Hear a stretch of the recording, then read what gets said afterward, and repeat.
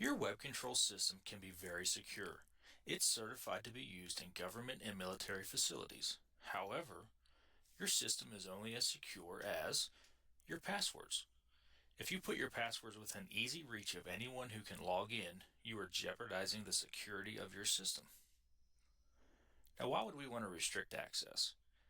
By restricting access, you can simplify the interface, protect the operator, protect the equipment, and also protect web control. Operators and privileges, when defined in web control, are kind of like chess pieces. This operator can do this and that operator can do that and this. When creating privileges, you can find what all the privileges mean in the help files. And something that is very important is to make sure you log out of web control, and that is for many reasons. You may have a higher privilege than you want others to have, and also the audit log will record any activities as yours. So as a best practice, log out when you walk away from your workstation. Let's log into web control and go over how we create new operators, delete operators, and create new privilege sets. So I'm going to log in as a student. Now, logging in as the student in this system has the administrator privilege. So first thing I'm going to do is go to the system configuration tree. This is where we add operators and also create new privilege sets. Before we do that, I'm going to look at the system settings and security tab. Here we have where we can set up the advanced password policy. We can also return operators to the previous locations when the server reconnects. We can log off operators after 30 minutes of inactivity. We can lock out operators for 30 minutes after 3 failed attempts. And we can use advanced password policy. When we use the advanced password policy, we can specify how many characters the password must contain. We can say it needs to have numbers, special characters, and letters. Also, passwords cannot be changed more than once every 0 days and may not be reused until one different password has been used. And you can make it expire after 60 days.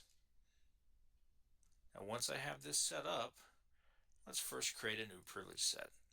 Here I have the admin and standard. If I select those, everything that's check marked is what they were allowed to do in the system. If I look at the standard, I see only a few things is check marked. So the standard user could not do as much as the administrator. Well, to create a new privilege, I'm going to select add. Now I'm going to give this privilege name as guest and say view only.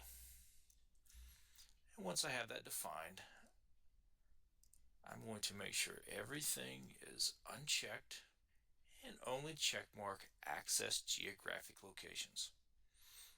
Now, while in the privileges, if I have any questions of what these privileges mean, if I go to the help button, because I was on the privilege tab, it shows me help for privileges. And here I can see the name of the privilege and then what it will allow the operator to do. Once I have defined this, I can select accept, and now we're going to create a new operator. So here I see we have Jimmy and the student. I'm going to select add, and I'm going to call this the guest and have a login name as guest. Now you first must change password, and this is going to allow them to log into the system. Every password should be unique for each user. I can also say force user to change password at login. When that is check marked, once they log in for the first time, that will force them to change the password for something that they have come up with themselves. And if we use the advanced password policy, we can exempt certain users from that password policy. We can use the system's log off time of 30 minutes. I can use a different log off time of whatever I would define, and then or do not use automatic log off. I can put in personal information such as my work address and work phone number. And then down here is where we select the privilege. Now, because this is the guest, I'm going to define it with the new guest view only privilege and select accept. Now, once I have that defined, I also have the starting location. When I go to the starting location, this is the location that once you log in is where you'll take you out in the tree. I'm going to select the BAS University just to show you the difference.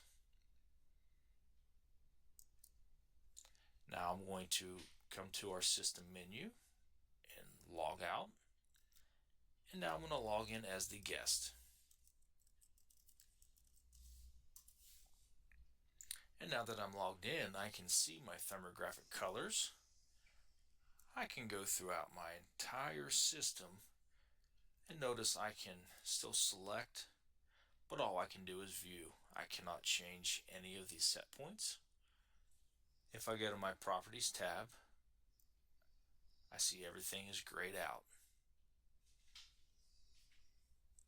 Now if I log out of the guest and log back in as the student,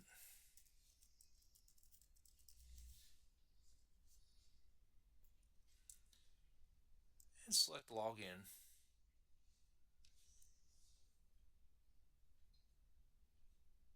now anytime you type in a wrong password, it will come up and say operator authentication failed. So if I go back in, and this is where the 3 failed attempts come in. If I try to put in a wrong password 3 times, it will lock me out of the system for at least 30 minutes.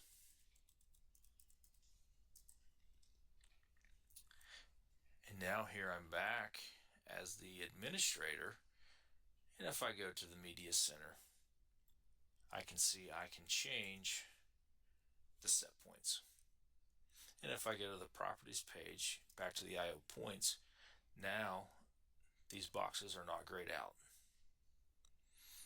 As the administrator, I also have the ability to delete operators. So if I had an employee that was to leave my company, I can select that employee and then select delete. And then select accept. And now they have been removed from the system so they can no longer log in.